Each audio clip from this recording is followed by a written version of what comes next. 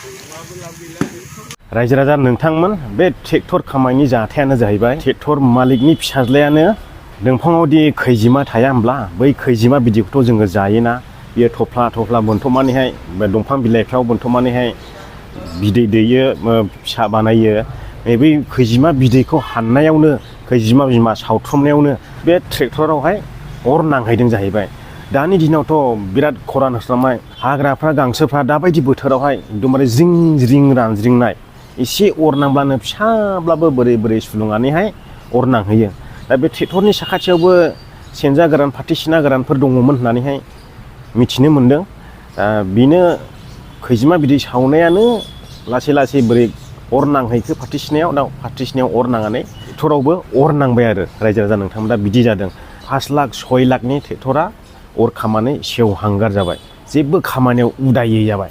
दा बेनोमोन रायजो राजा नोंथांमोन।